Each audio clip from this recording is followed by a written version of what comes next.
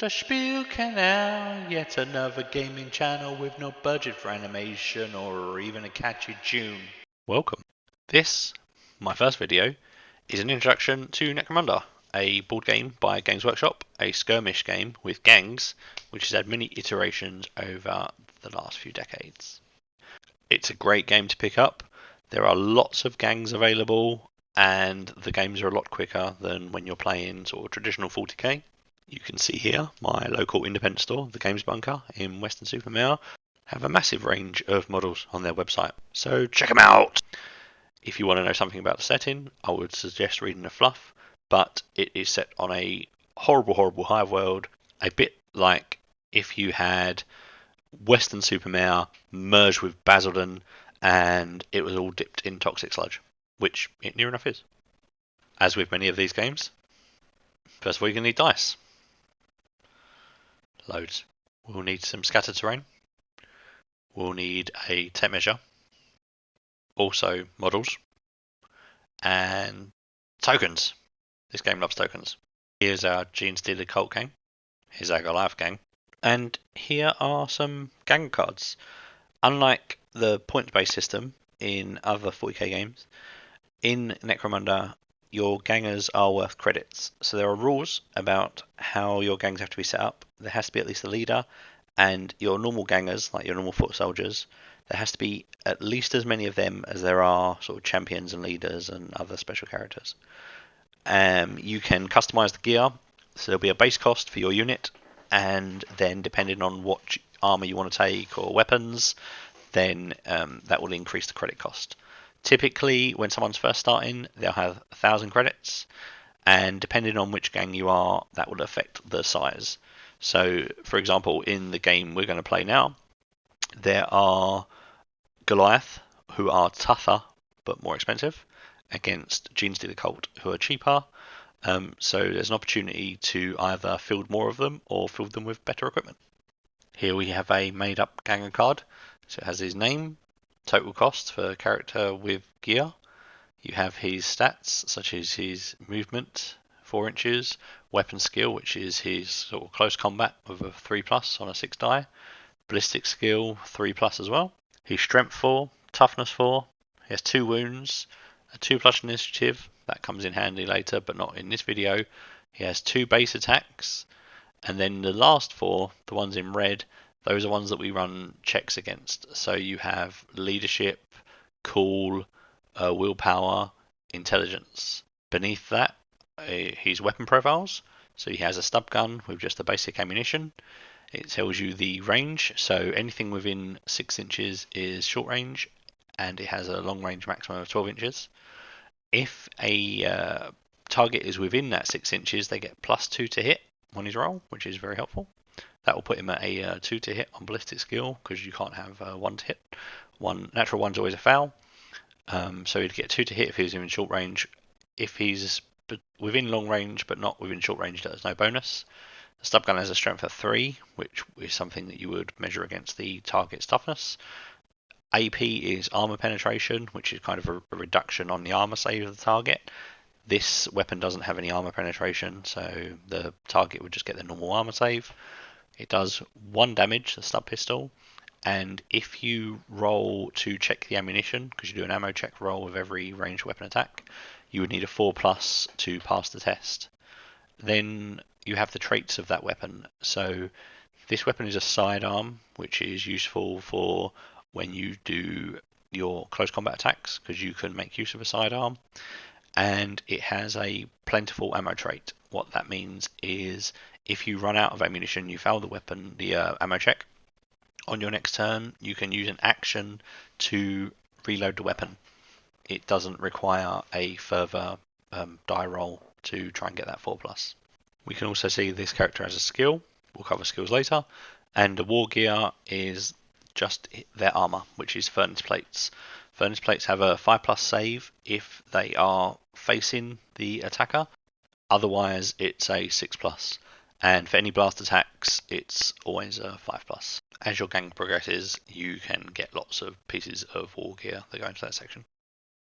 Each ganger's turn with Necromunda, they get to perform 2 actions, and their selection of different actions, and they're classed as simple, basic, or double. So simple actions, you can perform more than one of them in your ganger's turn. In a basic action, they can do once, so shooting would be a basic action, they can only fire once per turn, or a double takes up both of the action slots, so a charge is a double action. The actions are move, which is simple, shoot, which is basic, aim, which is basic, which gives you a +1 to hit if you aim before you fire, a charge, which is double, you can take cover, basic, a coup de grace, which is a death blow on a seriously injured enemy, is a simple action, and a reload is a simple action. There are others as well, depending on the status of your fighter, such as if they're engaged or pinned or injured. Before you take any actions, you can turn your ganger to face any direction you want, which obviously would impact their line of sight, as well as if they were potentially going to be taking a shot, their armour, such as the furnace plate, might afford them a better armour save if it hits them from the front. This reference sheet, which came from Yak Tribe, which is an excellent Necromunda resource, I will put a link to it in the description below, but it's very useful to have it handy because it just keeps in mind what all the different actions are and the various basics, such as what the process is when you're resolving hits or when you're in combat or the end of turn. And it's just really helpful to have because there's so many different parts to the game that it's easy to forget some of the basics. So let's get on with the game, and then we can go through some of the rules as it progresses. We'll just do a small game with the 4 Genestealer Cultists against the 4 Goliaths that I showed previously. The Goliaths are sporting stub cannons each, which is their cheapest weapon. The leader has a combi plasma and stub gun, along with a power hammer. They are also all donning furnace plates. The Genestealers, 2 of them are just normal gangers with auto guns. One has a grenade launcher, and the leader has 3 pistols and is wearing mesh armor, which is a 5+ save. The others have hazard suits, which is 6+. And we're going to roll for priority. Genestealer first, then Goliath. They got a draw. Usually if it's a draw, whoever went second in the last round takes priority this round, but on the first turn, we'll just re-roll. So Genestealers won, they set up first, they pick their side of the board, Goliath other side of the board, and in Necromunda you can't pre-measure, so you have to declare what you're going to do and then see if it works. And then generally you'll just do one ganger, the other team does ganger, you do a ganger, the other team does ganger. First turn, lots of movement, no action. Second turn, Genestealers have priority. Nothing exciting with the Genestealers. Goliath's first ganger activates. He moves, takes cover, doesn't have a clear shot of anybody, so he's just going to make use of the scattered terrain to offer some protection. Hopefully in the next turn he can kick some ass. The neophyte decides, screw this, I'm going to do something, so goes ahead to the door and opens it. So simple action to move, simple action to open the door. Although it seems to take me a double action. But this sneaky Pete, he's doing group activation. So any of his gangers within 4 inches can activate right after him before the opposing gang gets a turn. He's going to move up, close the distance. Peekaboo, little cultist. Going to take a shot with that pistol. He has 3+ ballistic skill. Plus is within short range, that's +2, so he only needs to get 2 to hit. He also has to roll an ammo die at the same time, which he gets easily. So down goes that punk. Kapow! Plasma to the face. So rolled a 3 on the to wound.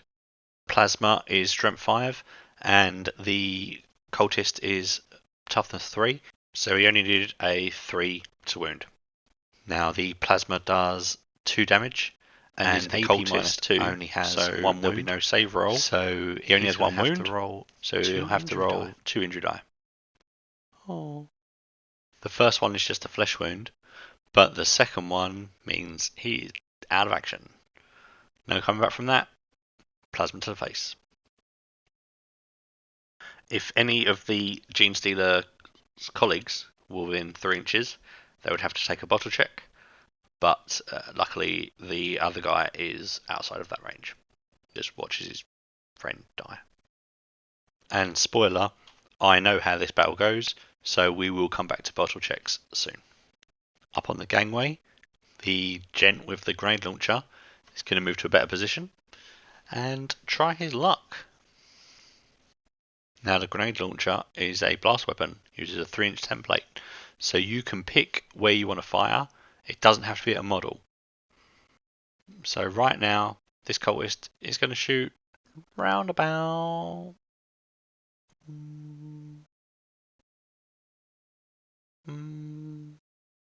there. So he's going to aim for that spot. So now we have to measure, make sure that it's a good range. And because he's shooting the ground behind the scattered terrain, he is circumventing the cover protection for the Goliath. The grenade launcher actually has a penalty to hit if you're too close, 6 inches. Fortunately, because he picked that bit on the ground, it's outside of the 6 inches, and he won't get that penalty to hit. If he'd have gone for the model, it would have been within 6 inches, and he'd have had -1 to hit. That's the blast template. And this guy is a rookie, so he needs 4s to hit. Oh, he only gets 3. No ammo check though. If that die shows a bullet, you have to do an ammo check. So if you miss, you have to do scatter dice. 3 inches behind the ganger. A tactic with the grenade launcher is to shoot at models that are beyond your range, and you'll roll a scatter from the maximum range of your grenade, and there's a chance it could bounce on and still hit a useful target. So say a model was at 27 inches and my grenade launcher can do 24, I'll still shoot at that ganger in the hope that the scatter dice will give me the extra distance I need. When we get to the Cult Alpha's turn, he's going to close the distance and make use of these 3 auto pistols, 1 on each arm. One of the benefits of the leader of this gang is he can use all 3 of his sidearm weapons at the same time. Now typically, if a ganger has dual-wielded pistols, they can go all guns blazing, use both of them, but they take -1 to hit. Now this leader, he has the skill Gunslinger. That allows him to use all guns blazing and not take the -1 on the hit. Leaders and champions do have a selection of skills they can pick from the different skill trees. They can have one at the creation of the gang. You'd need to consult the rules for your gang to see which skill they could have. With 3+ weapon skill, he hit with all 3. We're rolling the dice, check for ammo and rapid fire. So we got 3 shots with the first, 1 shot with the second, and 1 shot with the third. So that's 5 shots altogether. The auto pistol is only strength 3. The Goliath is toughness 4, so it's 5s to wound, and only 1 wound is got on there. The Goliath does have furnace plate, 5+ save, but he rolls a 1. So no save for you. We go with the injury die. Serious injury. He is down. Now his friend now was just outside of range for the bottle check, and he's decided, he's seen red, he's going to charge. A charge is a double action, so he gets to move his base, and then he gets to roll a d3 and add that on to his base to see what his maximum charge movement is. Now while we couldn't measure before he declared, we've measured after, and we know he needs a 5 or a 6. He got a 5. He's going to make it. Just going to squeeze him in there. Come on, up close and personal. Now, the Goliath has weapon skill 4+, and he's unarmed. So he gets 2 attacks, 1 base, 1 for the charge. And that's 1 hit. This might not have been the best move. Strength 4 against Toughness 3, so 3's to wound. He got it. Fuchs has Mesh Armor, so 5+ save. Ah, he failed. Fuchs has 2 wounds, so he'll take 1 wound. No need for an injury die. Now he gets a chance to fight back.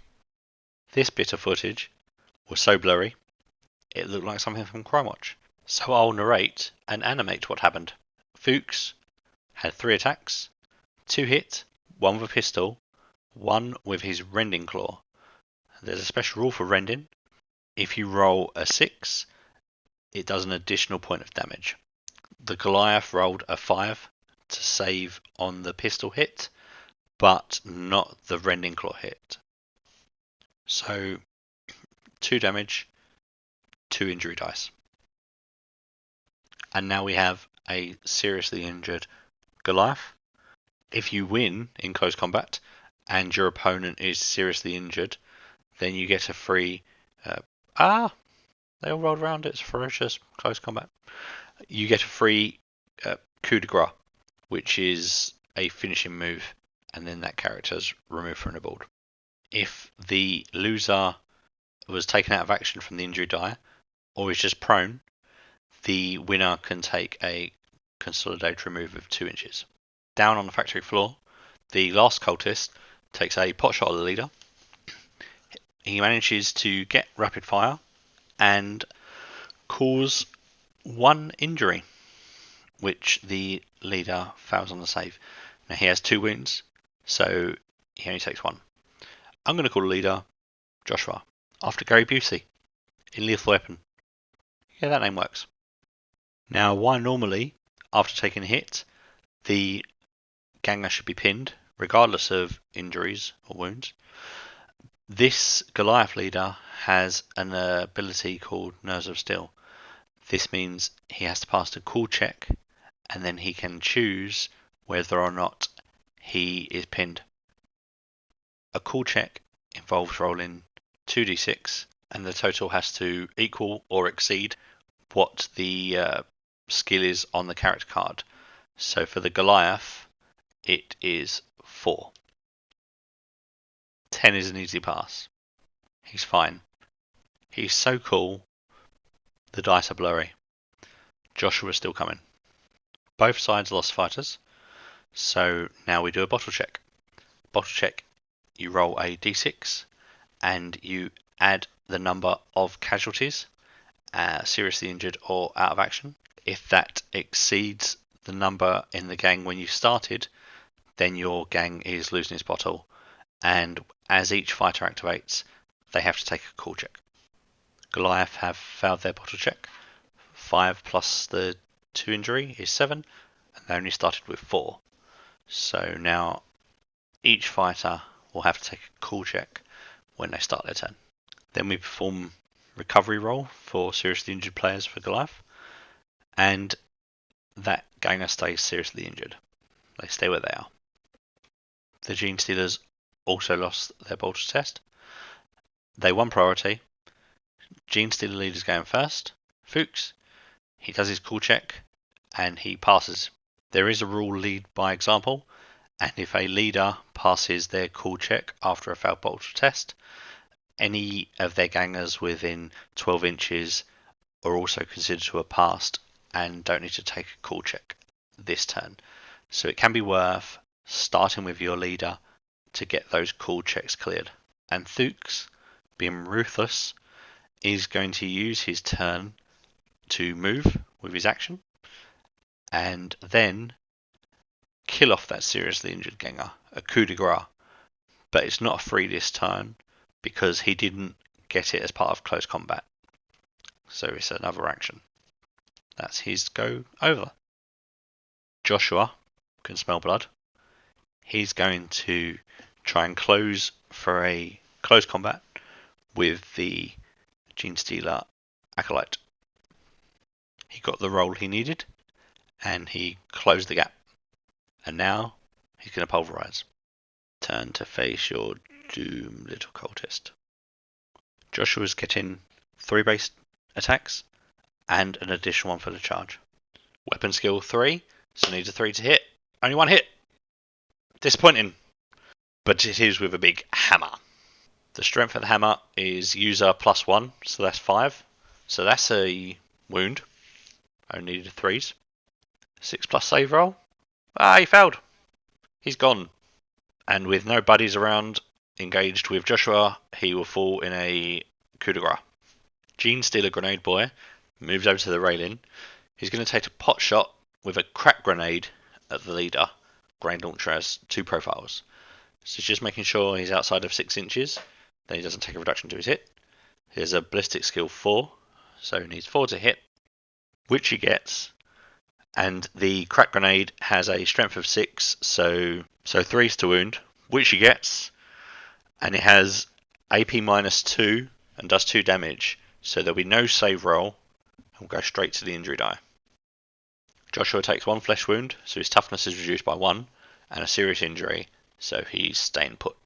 End of turn recovery roll for Josh. Flesh wound, so he's now pinned, but his toughness has been reduced by 2. Genestealer's got priority again. Grenade guy passed his cool check, took a shot at the last standing ganger, took him down with a flesh wound, and Joshua's turn. He stood up with an action and decided to shoot the grenade guy right in the face. He needs 3 to hit, which he got. Ammo die. Oh, ammo check needed. Plasma pistol is a 6+ and has limited characteristic. He failed it, which means Joshua will not be firing the plasma pistol this game. He'll have to rely on the stub gun.